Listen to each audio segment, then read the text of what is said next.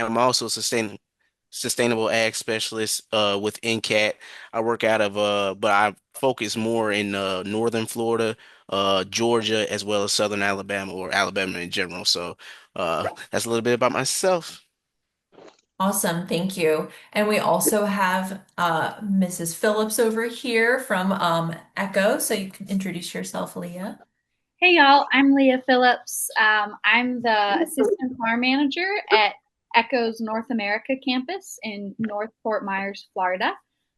So I do a lot of the day-to-day management of our small farm resource center farm.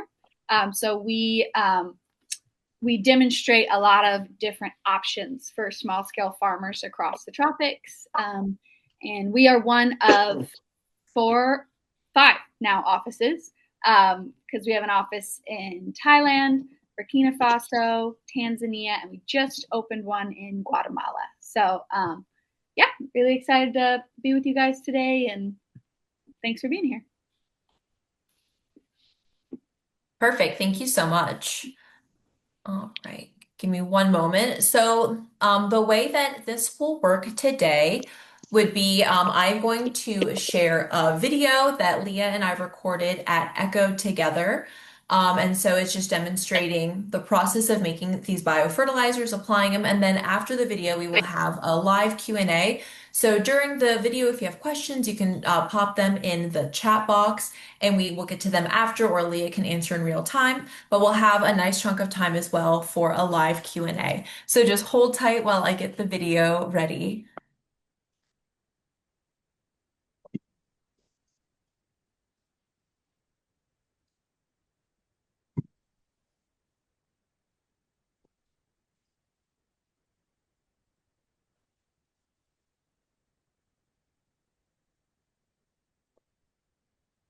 All right. So go ahead when I start playing, just drop a little thumbs up if you can hear it well and you see it well, but I'm gonna go ahead and get started. So go ahead and drop your comments in the chat box.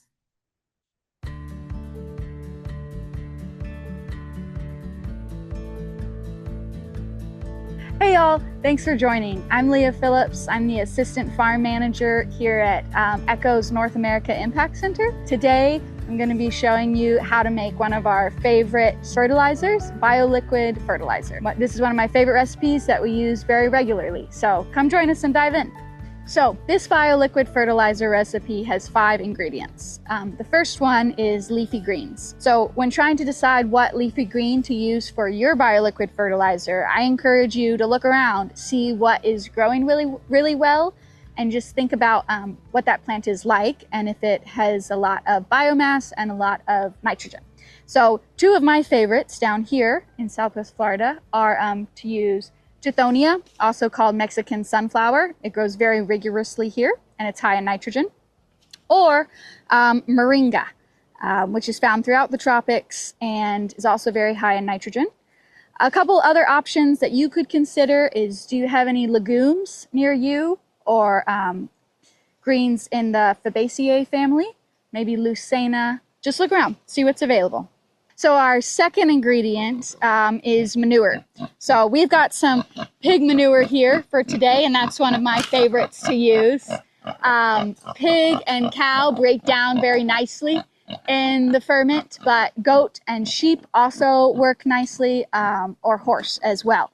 They just don't break down quite as quickly, so you'll get more nitrogen from something like hog or cow manure. And it can be fresh. It doesn't need to be composted, because basically what you're doing with bioliquid fertilizer is getting a lot of the benefits of compost, breaking them down faster, making them more accessible to your plant more quickly. So yeah, that's ingredient number 2. So we've got our leafy greens, our manure, and now we're looking for our third ingredient. So we're over here in our appropriate technology area to look for some wood ash. This is an ingredient that helps to increase the mineral content of the end product and also helps to regulate pH. All right, so our fourth ingredient is a microorganism inoculant. So you can inoculate your fertilizer with healthy microbes in a number of different ways. One is to just get what we call living soil. So that would be really healthy soil, probably from the base of a tree, under some mulch, nice and rich with lots of organic matter, something that tells you it has a healthy population of microbes.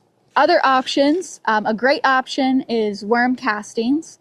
Worms have a really healthy gut. So they have one of the most diverse microbial manures, so to speak. Worm castings is what they're often called, of all of your microbial options. Or you could just use some nicely composted material. Or you can use a couple of store-bought products like EM, which stands for effective microorganisms. That can also be used as an inoculant, or other homemade indigenous microorganism concoctions. But you really want something to inoculate. The manure that you're putting in does have a good amount of microbes in it, but we have really seen that adding microbes intentionally helps your fertilizer break down a lot faster. So here at Echo North America office, we often make this bioliquid fertilizer in a 50-gallon drum. So they also often have these nice lines as a bonus. So we do about a third leafy green material, and then a third, or maybe a little less, manure. And then we fill water up to the top, or the nearest hole, and then just mix in about a shovelful of ash and a shovelful of living soil. And the key is to just mix it really thoroughly, make sure everything is mixed throughout.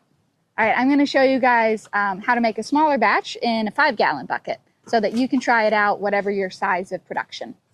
So we've got our leafy green material, our Tithonia, which we're going to strip the leaves off of the stems. We can have a little stem in there, but really we're looking for the nitrogen that is in the leafy part of the plant.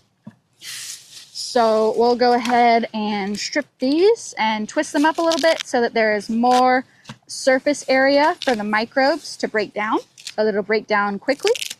You can think of bioliquid fertilizer as a little bit like speedy liquid compost. So we're using a lot of elements that go into compost, but we are breaking down those nutrients in the course of a week or two so that our plants can access them a bit faster. All right, so we've got our bucket about a third full of ripped up leafy greens. Well, you can push it down a little bit, make sure that it's actually a third when it's compressed. And then we'll add about a third manure. That was a little bit too much. This has got a lot of carbon in it, not a bad thing. Just might take a little bit longer to break down the more carbon you have. So you want to shoot for more pure manure, but use what you got. Now we're going to add some ash. So for a batch this size, I would just do 1 to 2 handfuls.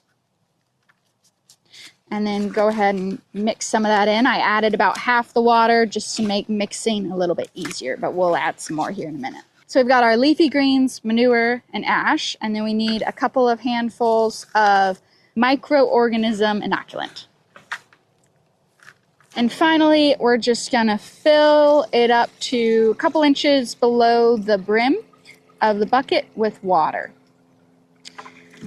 And then we're gonna mix. So to get consistent breakdown throughout the mixture, we really want to mix it up well at the beginning, make sure the greens and the manures and the ash and the inoculant are all kind of evened out throughout. Of course, the water is going to help us with that. So that's everything. That's all of our ingredients. So we're just going to mix it in really well, make sure everything's turned throughout, and then we're going to cover it and mix it every day for the next about 2 weeks. If you're in a very hot, humid place, it might break down a little faster, more like 1 week. If you're in a little bit colder place, it might be more like 2 weeks. We'll talk about how to tell when it's ready in a moment, but 2 weeks is a really good rule of thumb, so shoot for that. So mix it up, and then we can cover it with something semi-permeable like our handy-dandy burlap sacks. Keeps the flies and critters out and just lets it ferment. So this right here is some of our fertilizer it's over 2 weeks old. It's broken down nicely. You can see that there's a lot less material in it because a lot of that material has broken down into the water. So there'll always be some, but that's a really good sign, is when things are broken down nicely and there's a lot of good foam indicating the microbial activity is happy in there. So after 2 weeks of stirring for about a minute every day, your BLF should be nice and foamy. You should see a lot of breakdown, and that's when it's ready to apply.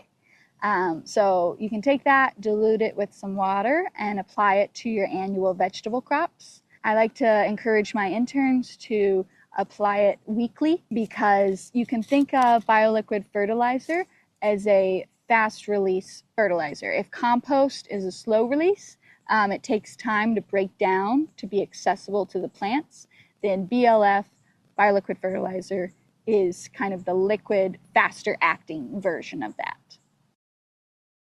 Quick banana bonus. If you need some more potassium for your plants to keep them strong and healthy, you can take old banana peels. They don't have to be old, but you can take banana peels, either rip or cut them up, and about 1 kilogram to 2 liters of water should do it.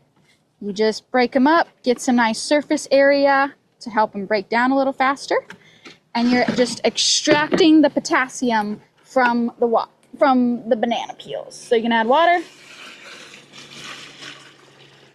Once you've got your banana peels and water combined, you can just let this break down for about a week, and then you can strain out the banana peels, scatter them in your garden, and then dilute that, what's the liquid that's left, in a ratio of 1 to 10, 1 part banana extract, 10 parts water, and then apply that on your plants. Thank you all so much for watching. I really hope you found this helpful. Whatever your scale of production is for enhancing your soil biology and soil fertility as you grow your crops. If for more information, please check out ecocommunity.org and join the conversation. Have a good one.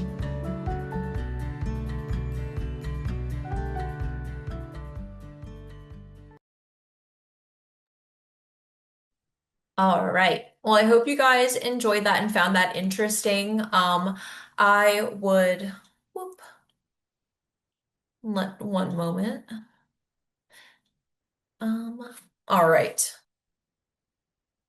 Trying to make sure everybody is on mute, but I would love if we could go over some of the questions that you guys have. So we have a few, and Leah has been answering them a little bit.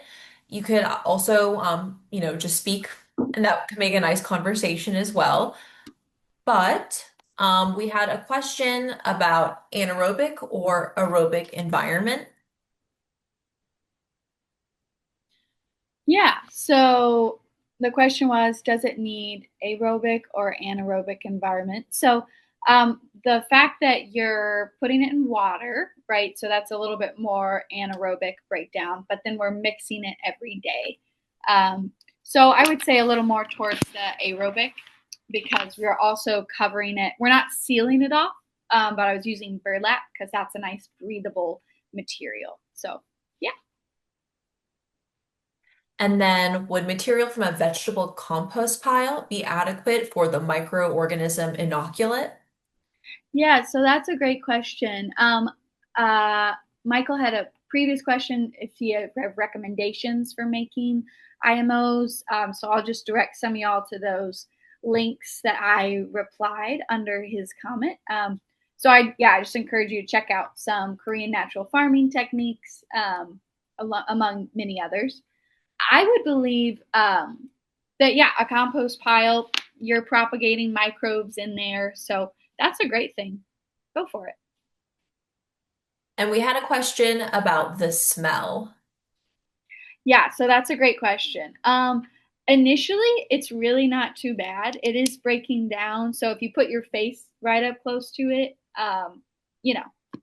there's a lot there. But it's not, especially with a very basic cover.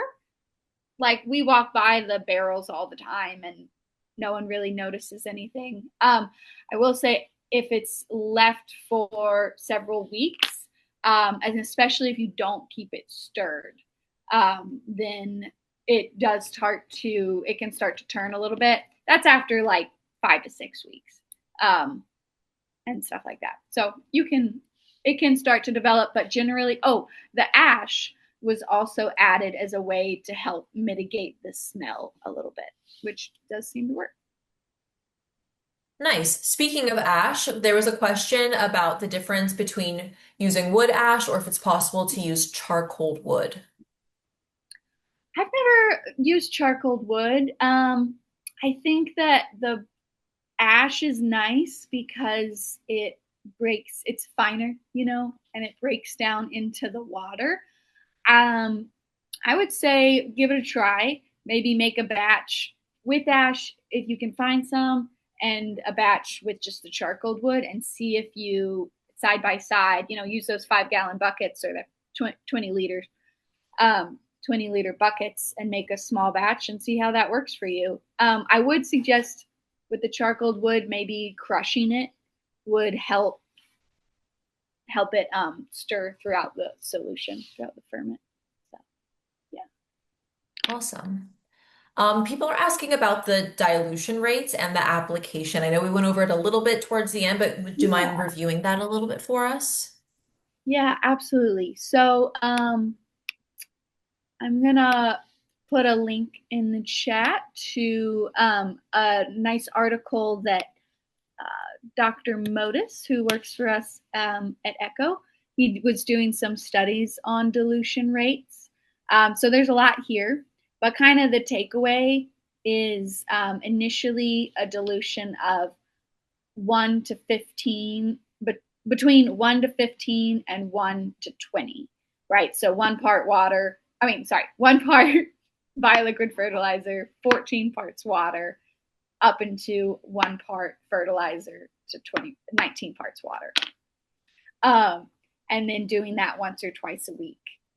An interesting thing to look at in this article is they've graphed some of the breakdown, and as the solution is fermenting, at what point is the nitrogen strongest, at what point is it weakest. So you'll kind of see there's a graph where the nitrogen increases and then it peaks, and that was usually between 2 to 3 weeks of stirring every day, and then it'll start to go down slowly. But you will see other macronutrients like phosphorus or potassium. They have a little bit different uh, Curves on the there. graph. Thank you.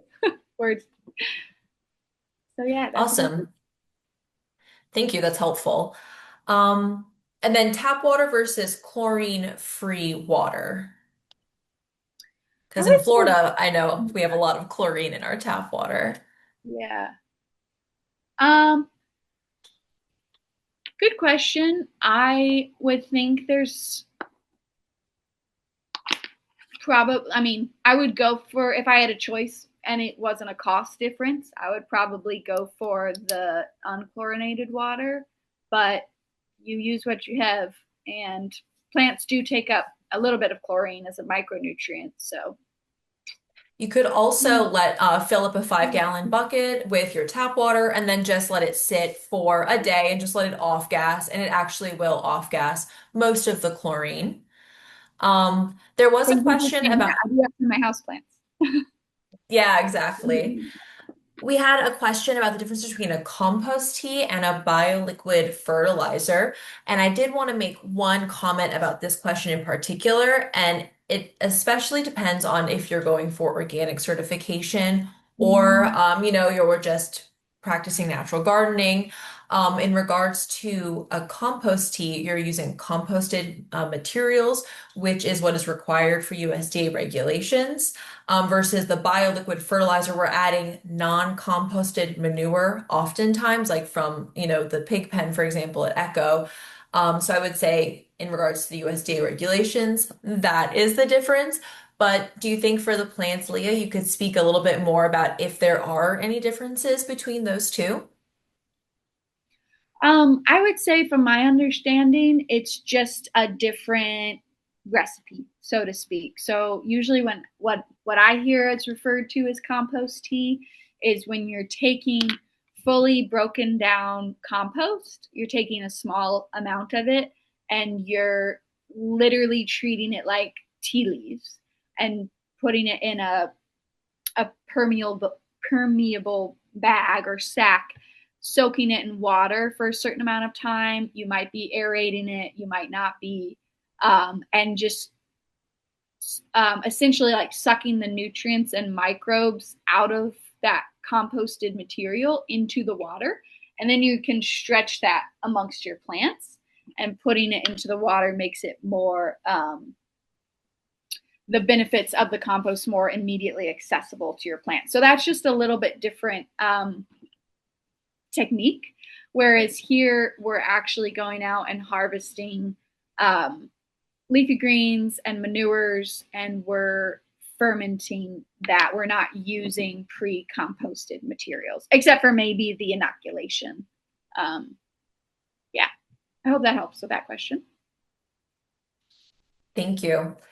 We had a couple questions about what if you made it aerobic, because right now it is sitting in a bucket fermenting in water, so it's anaerobic for the most part.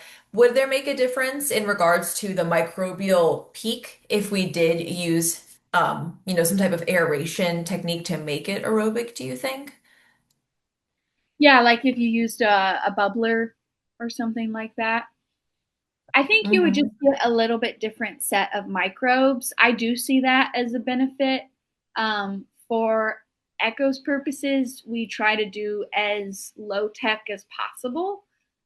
So sometimes we'll do stuff with bubblers, but when we can do something that's more like a stick versus a bubbler, we go for the stick, is the idea. So that's a trade off there because it is more anaerobic. But you are adding water in. It's kind of like turning a compost. Like the compost pile, a hot compost pile is aerobic. It's exposed to the air. You turn it, you're adding more air, but you're not turning it as regularly, if that makes sense. So yeah, I'd say go for it if you have the capacity. My suspicion is that it would break down faster, which Mhm. would be a huge benefit, depending Yeah, on. that's a good point. Yeah, definitely the appropriate technology, methodology versus, depending on the your scale and the types of resources you have. And then also remembering in regards to like farming, it's very similar to, our own microbiome, and the more diversity that you can have in your soil, the more resilient you are against diseases and even pests. So, try both and see if that makes a difference in regards to increasing the diversity you have in your soil. But we don't have microscopes on our end over here analyzing the soil tests. Would be fun to do though. Yeah. Mm. We had a question about ground up willow leaves and twigs to introduce salicylic acid. I have heard of this. They do this in France. Yeah. This is the Steiner you know, uh Uh, biodynamic. Oh, very cool. Yeah, Gabriela, I'd love to hear from you on that because I'm not familiar, so I don't think I could speak to that too much. But what do you have any other thoughts on that? This is something that you might have to do a little bit of research because I'm definitely not an expert, but I do know that putting willow leaves and twigs does release salicylic acid, and that can be beneficial for your plant. But in regards to what it does specifically and the results that you would get in dilution rates, that's something you're going to have to look into. But I appreciate the question, and now I need to look into it. Yeah, absolutely. I'll be looking into that myself. Thank you. Somebody asked how long one tub lasts, and I think that is about, your what's your dilution rate? How much did you make if it's a 5 gallon, and then what's your scale? But do you have anything to add about how much they should be using? Yeah, great question. Very much dependent on your scale for sure. We've noticed that, so like the 50-gallon barrels, as you get near to the bottom, you kind of get this sludge from things that have not broken down as much. So typically we use all the liquid, again keeping it stirred, but use all the liquid, and then when we're kind of down to that sludge that takes up the last, I want to say fifth of the barrel, maybe. Then we just take that and spread it on the garden and let it break down. And that sludge is usually when we use goat pellets as our manure because they don't break down quite as quickly. Oh, also, someone had put in the chat asking about chicken manure. That's one I think I forgot to mention in the video, but that is also a great manure source, very high in nitrogen. Another thing we've used when we've had access to it, we don't have a lot of access to it, is pigeon manure. But maybe some of y'all, that's something you could use, pigeon manure or duck. Yeah. I have rabbits. That was going to be my question. I have rabbits. Oh, nice. Yeah.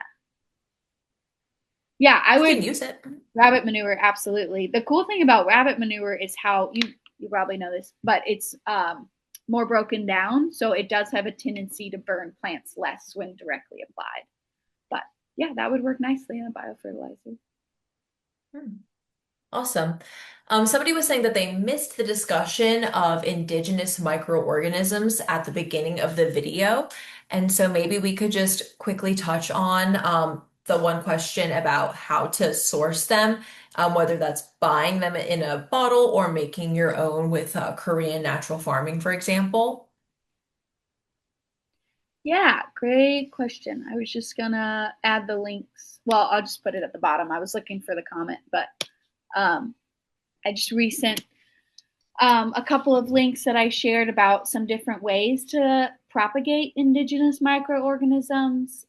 There's a variety of different ways. I'll go over briefly. Very simple way to do it is to cook rice and then actually go out and find some healthy soil, a nice shady spot under some trees, kind of cover your container of rice with some leaves, but keeping it dry, and let some white molds form over the course of a few days. One of these articles links that. And yeah, and then there's a little bit of processing that goes into that, but it's pretty straightforward. So that's a pretty low tech, easy way to propagate IMOs. And then I love worms just because they're easy. And yeah, there's a number of different ways, but hopefully that can get you guys started if you're not already. Awesome. So the general concept behind indigenous microorganisms is that if you have healthy soil, it's like your gut. If you treat your soil like your stomach and keep the microflora and fauna happy, and you propagate those, then using microbes that are native, that are indigenous to your area, can help your native plants or the plants you're growing for food be healthier instead of bringing things in from the outside. But there are also products that you can buy, usually labeled EM1, which is effective microbes. I always want to say a different E word. And that can also be an option, especially if you have really eroded soil or it's just hard to get started. So yeah. In regards to the materials used, there was a question about, can green grass be used for those that don't have, Mexican sunflower or moringa so easily on their property, or they're up north? Is just grass an option? Yeah, so I mean, any leafy green can be used for sure. I've made it with just weeds that I got out of my garden. I do think that it was a little less high quality. Like, I think there was less nitrogen there, so I used a higher rate of the fertilizer, so I diluted it less because I just felt like that was very much like the art of farming and less the science for me. But especially freshly cut grass does tend to be high in nitrogen. Also, young tips of plants is a good place. So like no matter what the plant is, it's pushing nitrogen in new growth. That's a good option. Also just plants that are higher in proteins. So like legumes and things, beans, bean vines and things like that. One thing that I've recently been thinking about is that connection between plants that I'm choosing to make bioliquid fertilizer out of with plants that I'm feeding to my animals that are, because higher protein plants often have a different higher nitrogen. So anyway, there's a connection there. Not a scientist, So I'm going to stop talking. No, this is great. And I think, it's like citizen science, applying what you have learned onto your land, which is like what farming is about and seeing how it reacts. And then when we can, using these publications and journals to our advantage. So speaking of science, there are some questions about, has Echo personally done any pH analysis or nutrient analyses on these products? Yes. So one of those articles that I shared, and I'll just throw it here again. Here is some analysis that Echo did in 2022 with, doing some analysis. It's in milligrams per liter and parts per million. So you can dive into the numbers there. But that's a great option. And someone had a comment as well about wood ash being high in potassium. Yep, that's part of it as well. And they do test pH there as well in this article. So yeah, I encourage you to check that out. And someone said comfrey is great. Yes, I have heard people doing that. I don't have enough comfrey to make it worth it, but that's good stuff. In colder climates, can this process still work, or should they wait until there's better temperatures? And then when would the best season to be, or maybe the best plant stage for application?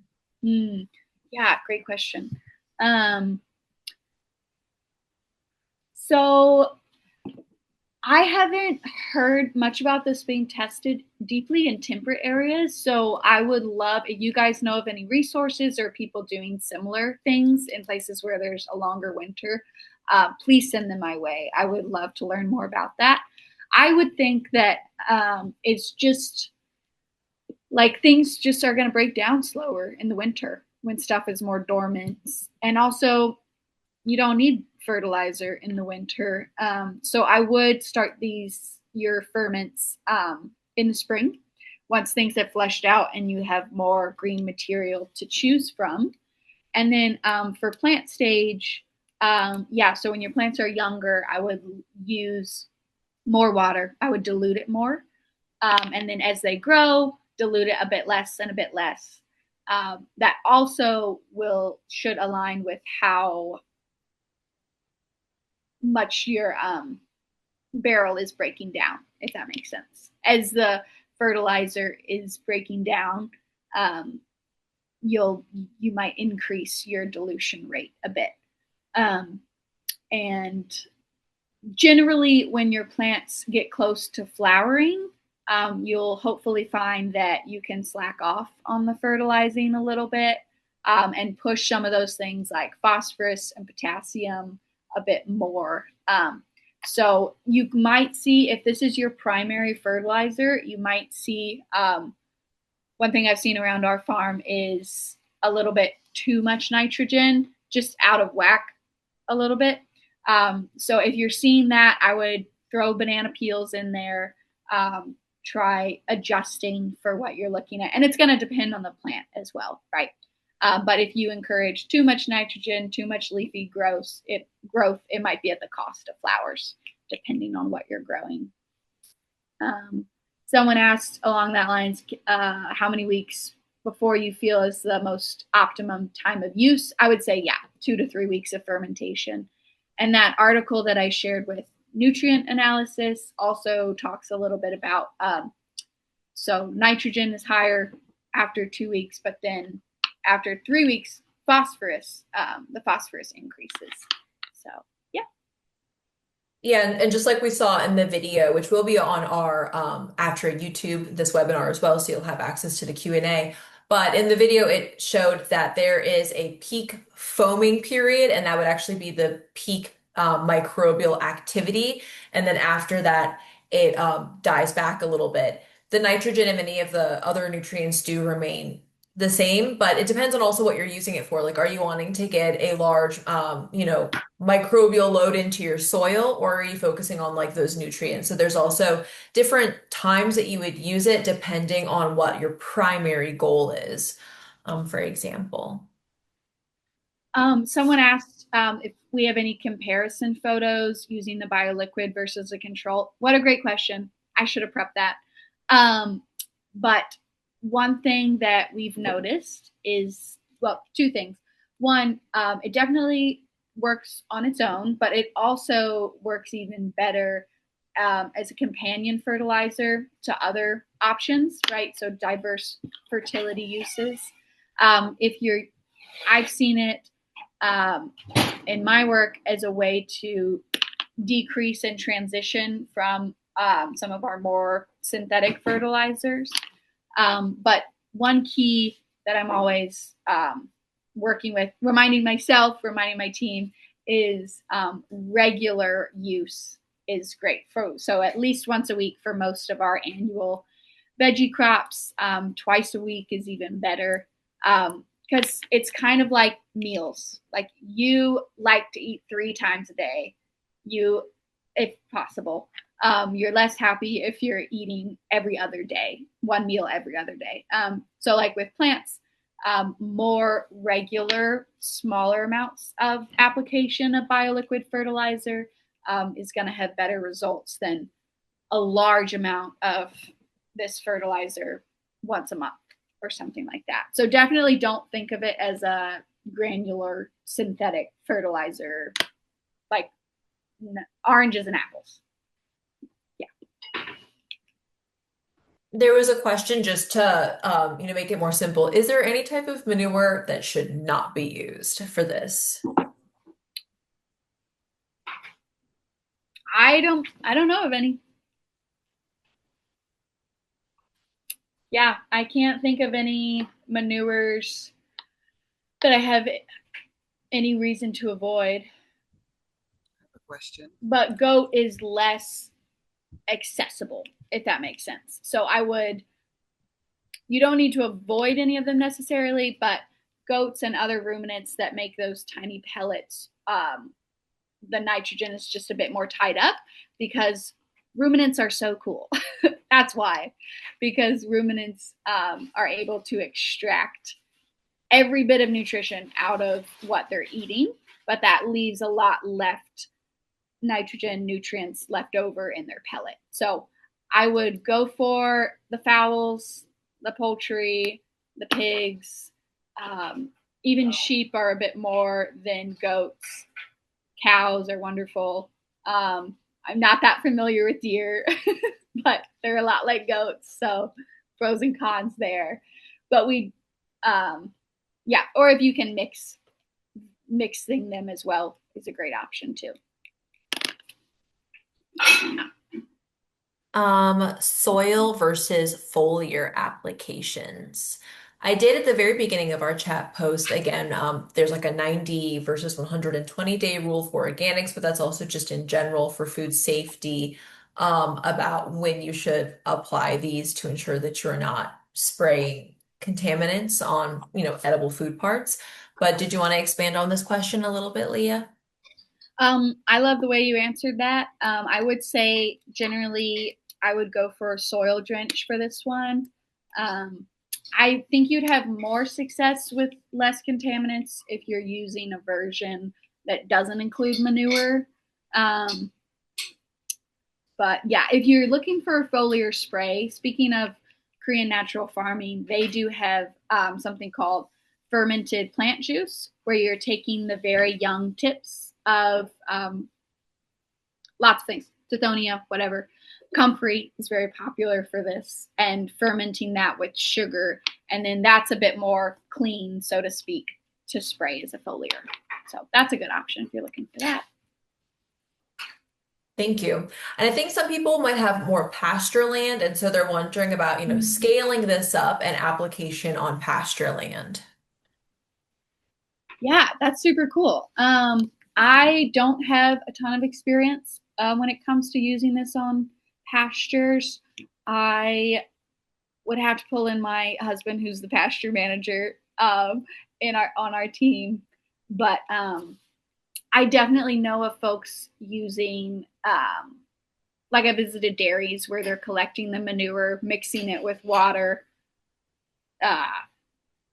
making it soluble, and then just spraying it out on their pastures. So similar concept here, just making it more accessible to the plants. So if you try it, report back and let us know.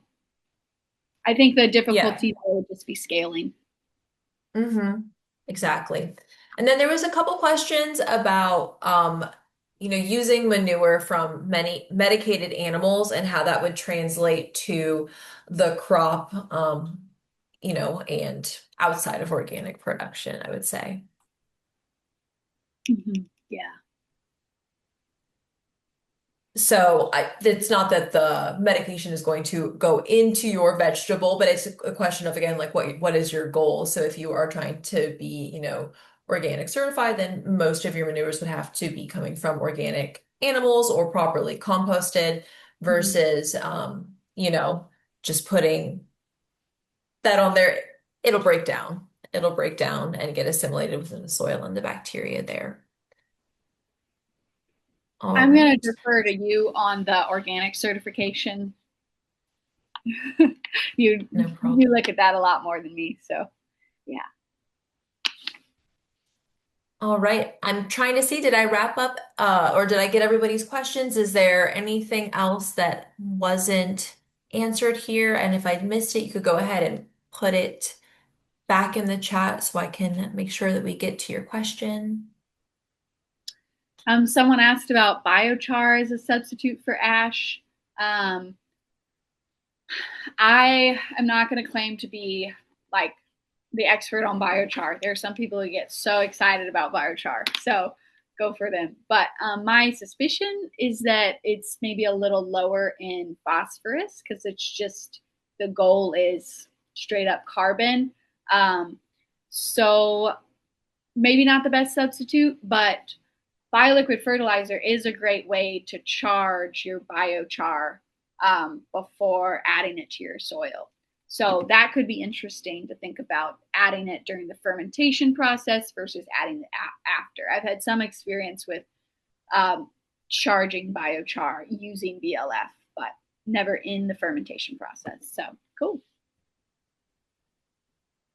Can you tell us how much ounces or pounds of the diluted liquid to give each plant, or maybe a per acre kind of guesstimation? Yeah, so I mean, each plant is going to be different, right? But if you're picturing so what we use a lot is a 3-gallon watering can. So if you're picturing that, and then picture like a small bed of, let's go with eggplant, maybe 10 eggplants. That is kind of a visual I would give you as like a 3-gallon watering can.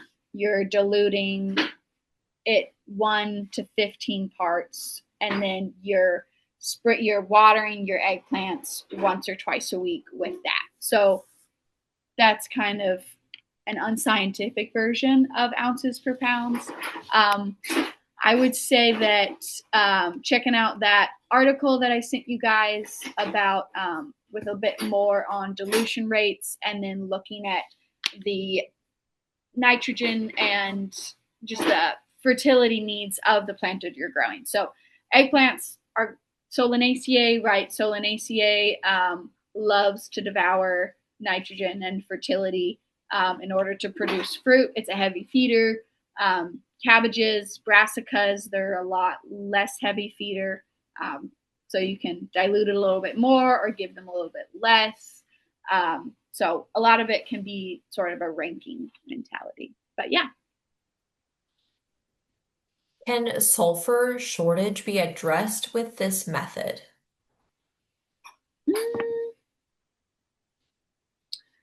That's a good question. I mean, it is a little bit more acidic. So if your sulfur problem is really more of a pH problem,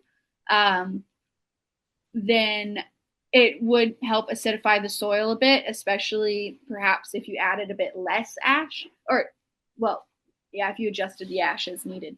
But if there's not sulfur in your plants that you're using to ferment or in your animals, like as a micronutrient, then it's going to be less so. But I wonder if it's a connection to your pH there, if you're having a sulfur shortage. So, yeah. That's a good point. Thank you. I just wanted to remind everybody that this will be posted on our YouTube, the webinar, as well as just the video itself, depending on how you want to consume it. But also, you could reach out to myself or Leah if you have specific questions moving forward when you're creating your own, and we would happily answer any questions. But I think at this point, I don't see any more questions. So I think we're going to get out of class a little bit early today. Um, just seeing if there's anything less. One last question, which isn't actually a good one, about insects or pests that are attracted to it, or electrical conductivity. Those two. Okay, so real quick, I'm gonna add our livestock manager's contact info here in the chat. Sorry, I'm trying to type and think at the same time. I'm going to just talk for a second. I'm going to add our livestock manager's info at the chat here for the pasture management questions. So please feel free to reach out to him. That's sphillips@econet.org, because I know he would love to talk to you about pastures and exchange ideas. And then we were talking about insects, pests that are attracted. I have not had issues with pests being attracted to it. I would say that if it is in a stage of decomposition where it's smelling stronger, you might have that. But an example that I'll use is our farm dog used to be extremely attracted to certain fertilizers and not others. And he would try to dig in our raised bed space when he was attracted to it, and he never cared about bioliquid fertilizer treated plants. So at least dogs anecdotally do not seem to care too much about that. And then I am not aware of testing the solutions for electrical conductivity, but that is a great point, and I would be really fascinated to learn more. So thank you for sharing on that. We should look into that. Yeah. Awesome. Well, I wanted to thank Leah so much for not only making that video, but also for sharing her time with us and answering these questions.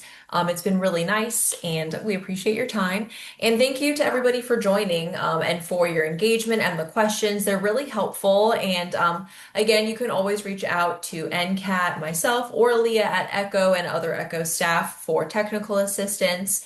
And again, this will be recorded for you. But thank you so much, everybody. And I hope you have a great evening. Yeah, thank you guys so much. I really appreciate you. Please, all of you, get connected with us on Echo Community. That's the website where most of the articles that connected are. We have a forum where just farmers and extension people and whoever exchange ideas. So please join us in the conversation. Absolutely. Well, thank you guys. Have a great evening. Bye, guys. Bye.